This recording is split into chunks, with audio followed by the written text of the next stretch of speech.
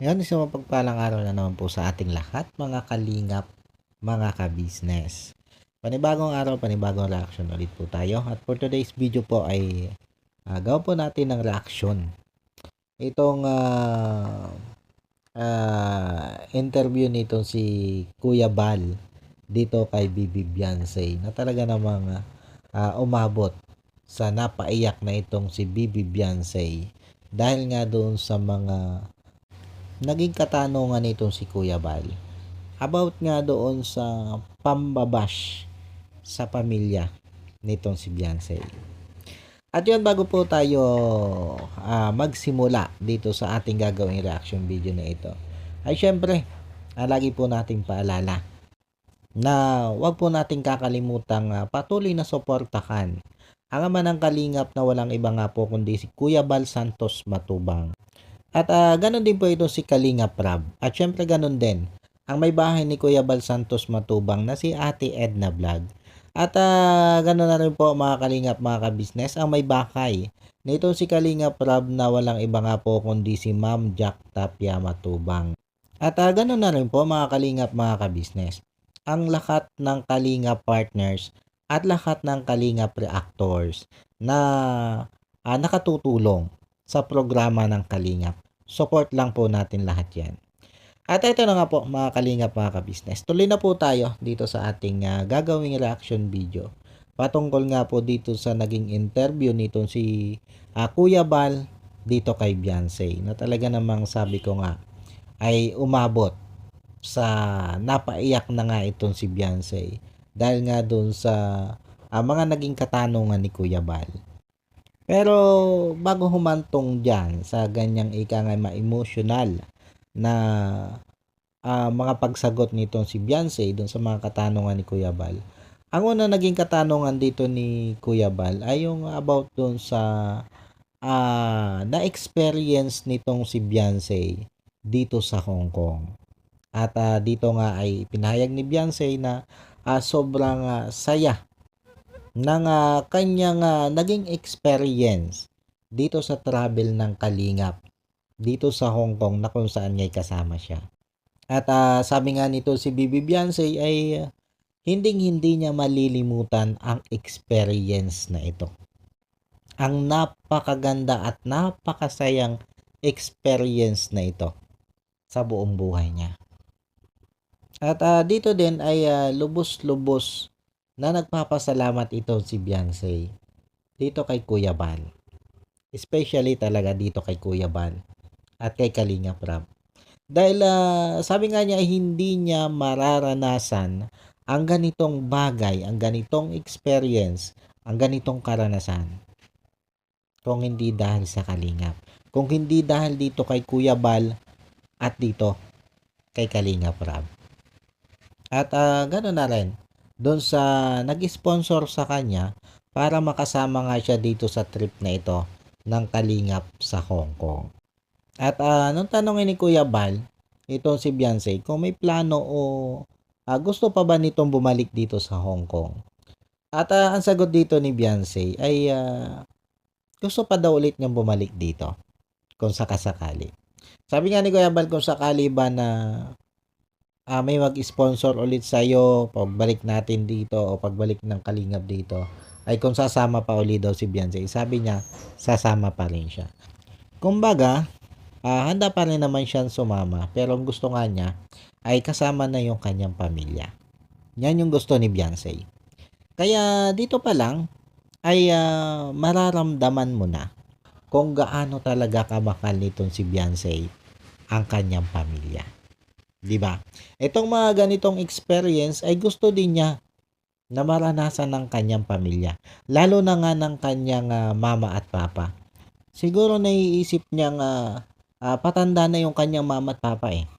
At gusto niya na bago man dumating yung kanyang mga magulang sa stage na hindi na kaya magbiyahe, ay maranasan man lang nila ang mga ganitong experience. Yun yung gusto ni Beyonce.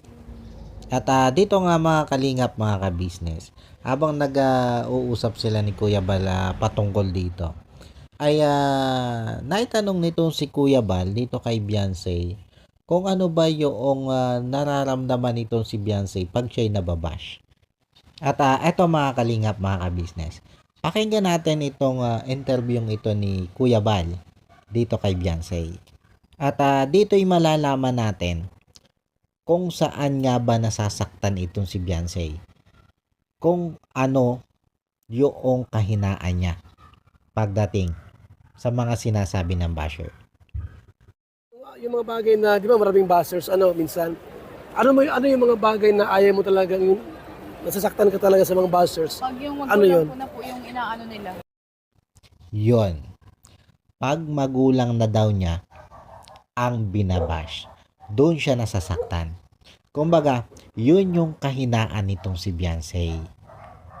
'Di ba? At ayaw niya nang binabash ang kanyang mga magulang.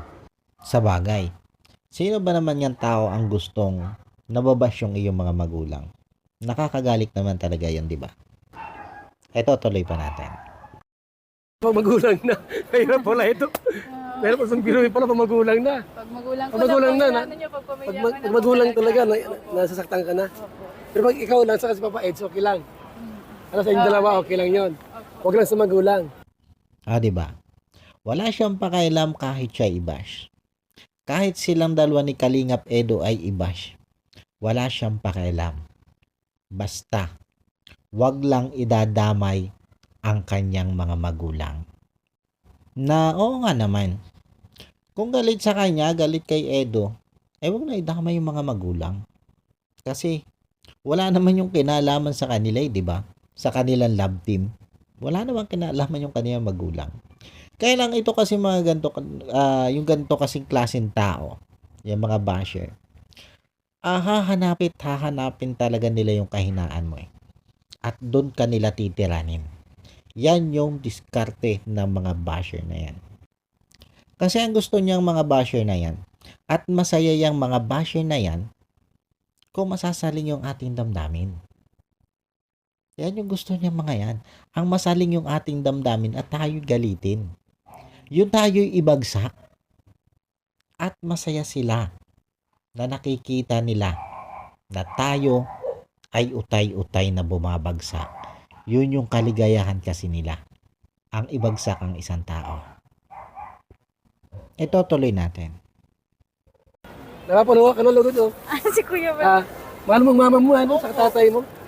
Gano'n mo kumahal ang... Sino mas mahal mo? Papa mo, mama mo? Parehas po. At yan. Dito nang nag-umpisang maging emotional itong si Beyonce. Dahil hindi naman lingid sa atin lahat mga kalingap, mga ka-business, na talaga namang umani din ng pambabash. Ito nga pong si Beyonce. At ganun din ang pamilya nito. Kumbaga, idinadamay ng mga basher ang mga magulang nitong si Beyonce.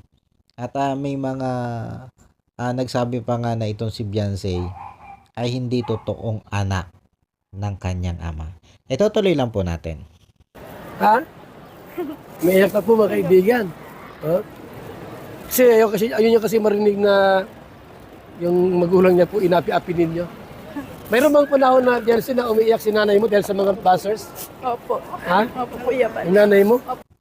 Sa bagay mga kalingap, mga ka-business, karamihan sa atin talaga ay pamilya yung ating kahinaan eh. Lalo na nga yung pag nakikita nating umiiyak yung mga magulang natin. Mas lalo nga yung mga nanay. Dahil karamihan sa atin ay malambot yung puso natin sa ating mga nanay eh. Once na makita na natin talaga na apektado na yung ating nanay o kahit yung ating tatay doon sa mga nangyayari sa atin, isa tayo doon sa una talaga nasasaktan. Lalo na nga kung halimbawa ang nangyayari sa atin ay hindi na, kumbaga yung ibinabatong issue sa atin ay hindi naman totoo. Yung ginagawa na lang tayo ng kwento. Na syempre nasasaktan doon yung ating magulang dahil anak nila tayo eh. Lalo na yung mga nanay, madali kasi yung maging emotional pagdating sa yung kanilang mga anak ay yan, ibinabash. At syempre pag nakita natin, apektado na yung magulang natin, yung ating nanay, ando na, yung bumibigay na rin yung ating loob. Kalimitan yun sa atin mga kalingap, mga ka-business. Kaya naunawaan ko itong nararamdamang ito ni Beyonce. Diba mga kalingap, mga ka-business? Pasensya na po kayo mga kalingap, mga ka-business kung medyo maingay yung aming aso. Ang dami kasing dumadaan dito sa tapat namin. Ito, tuloy lang po tayo. Po, pag ako po yung binabash, sabi ko po, wala lang po yung mga bashers. Ha? Meron pa lang gayon Kasi talaga. ako okay lang naman po sa akin. Oo. Ibig sabihin, may Kuya, pagka baka- binabas ka, umiiyak din si mama mo. Opo, Ikaw naman, pag binabas si mama mo, umiiyak ka naman. Normal yan sa mga nanay. Normal yan na pag binabash na yung kanyang anak, ay talaga namang hindi niya mapigilan na umiyak o maging emotional din. Ganyan yung mga nanay kasi mahal nila yung anak nila eh. 'Di ba? Kaya nasasaktan sila o una sila sa nasasaktan pag ang kanilang anak ay binibigyan ng mga issue na mapanira at lalo na nga't hindi totoo. Mas masakit kasi pag yung mga sinasabi doon sa anak mo ay hindi naman totoo. 'Di ba? Kasi kalimitan niya pag totoo yung sinasabi sa anak nila, asisitahin niya dyan yung anak niya eh. Na bakit mo ginagawa kasi yan? Bakit nagagalitan nila yung kanilang anak? Pero pag hindi totoo yung sinasabi sa anak nila, pag hindi totoo yung mga nagiging issue, sobrang sakit yan sa isang magulang. Hindi lang sa nanay, kundi pati sa tatay. At syempre, sabi ko nga, tayo na bilang anak, na mahal natin yung ating magulang, pag nakikita na nating apektado ang ating magulang, masakit din yun sa atin. Sobrang sakit din nun sa atin. At yun yung nararamdaman ni Beyonce. Ha? Opo, kuya. Ayaw. Ano kayo no? Pamilya-oriented kayo no? Talagang naroon yung pagmamahalan ninyo bilang anak at saka magnanay, magtatay. Pero mahal na mahal ka ng tatay mo. Ha? Mahal na mahal po ako nun. Kaya, Mm. yung mga nambabas po dyan, tumigil na kayo. O yan, mga basher dyan ni Beyonce. Baka naman pwedeng ipagpalamang nyo na yan kay Beyonce. Sana naman, pakinggan nyo itong hiling ni Beyonce na ito. Tumigil na kayo. Kasi wala naman kayong magandang mahihita dyan sa ginagawa nyong pambabash na yan. Wala po kayong magandang mahihita dyan. At hindi po kayo magtatagumpay sa buhay kung ganyan lang ang gagawin nyo. At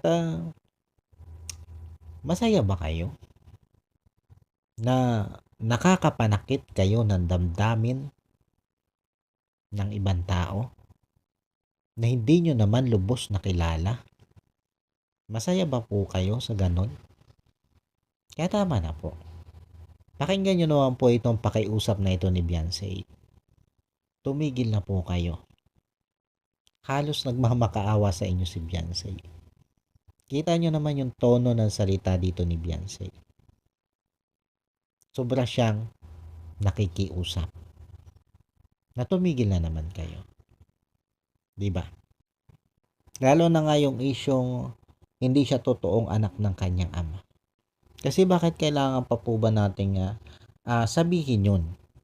Para ano? Para saktan lang sila? Yung pamilya ni Beyonce? At saka ano po bang galit nyo kay Beyonce? Samantala napakabait na bata nitong si Beyonce, di ba? Napakabait na bata tapos kung isyuhan nyo ng ganyan-ganyan parang kilala nyo na yung buong pagkatao niya.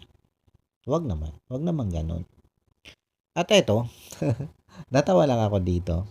Kasi matapos umiyak nitong si Beyonce, gawa nga dun sa mga issue-issue, lalo na nga dun sa issue na hindi siya anak ng kanyang ama, ay eto naman yung sinabi ni Kuya Bal. Tinanong siya dito ni Kuya Bal. Kulit din ito si Kuya Bal eh. Eto pakinggan natin. Pero talagang tatay mo talaga si Binirando. Kuya, bali, di po nakikita. Hindi mo alam na ako ha. O, diba? May taglay din kakulitan ito si Kuya Bal eh. Katatapos nga lang umiyak ni Beyonce, eh.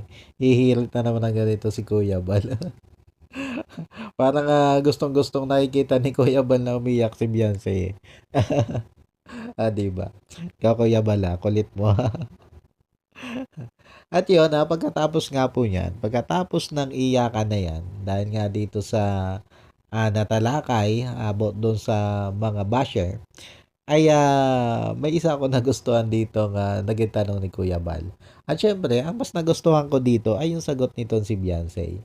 Eto mga kalingap, mga ka-business, pakinggan natin. Hindi na ito iyakan. Good vibes na to. Hindi ka pa ba nagkaroon ng boyfriend mula? Wala ka pang boyfriend? Yun Ha? lang. First lang po pala si Papa Edo. Pambira. Granong bira mga kaibigan. Umamin po talaga siya. Siya first love niya si Papa Edo. Wala na. Uwi na. May nanalo na. May umami na. 'Di ba? Wala pa daw siyang nagiging boyfriend simula pagkabata. Ngayon pa lang. 'Di ba? Ano ba 'to, Beyonce? Ah, pag-amin na ba talaga ito? Pagkumpirma na ba ito? Na kayo na talaga ni Kalingap Edo? 'Di ba? Na alam naman namin yung totoo, Beyonce. Alam na namin yung totoo. Hindi nyo pa nga lang kinukumpirma. Pero dito sa sagot mong ito, ay tila ba kinukumpirma mo na? 'Di ba? Kaya yung mga kalingap, mga ka-business, siguro naman narinig nyo ng malinaw sa sinabi ni Beyonce. 'Di ba? Ngayon pa lang siya nagka-boyfriend. At alam naman natin kung sino yung tinutukoy niya. Yung paano ba mga kalingap, mga ka-business, maraming salamat po sa inyo pong patuloy na pagsubaybay sa akin. Hanggang dito na lang muna po itong ating reaction video. At sana po nagustuhan nyo itong aking reaction video na ito. At muli po ay maraming salamat po sa patuloy nyo pong pagsuporta sa akin. At sa lagi nyo pong panonood sa aking mga nire-reaction ng video. At yun, bago po tayo tuloy magtapos sa ating reaction video na ito, ay syempre, lagi po nating paalala na lagi lang po nating suportahan ng ama ng Kalingap na walang iba nga po kundi si Kuya Bal Santos Matubang. Ganon din po si Kalingap Rob at syempre ganon din ang may bahay ni Kuya Bal Santos Matubang na si Ate Edna Vlog. At ganon din po itong may bahay ni Kalingap Rob na si Ma'am Jack Tapia Matubang. At syempre mga kalingap, mga ka-business, patuloy din po nating suportahan ang lahat ng Kalingap partners at lahat ng Kalingap reactors. At syempre, ganon din ang inyong lingkod, Anime Reactors TV. At mga kalingap, mga ka-business, isa din po sa patuloy nating suportahan ang ka-business sa official Papa Dins TV at ka-business family. Yon, support din po natin yan. At yung paano po mga kalingap, mga ka-business, God bless po sa inyo lahat. At muli po ay maraming salamat po. I love you all. Bye-bye.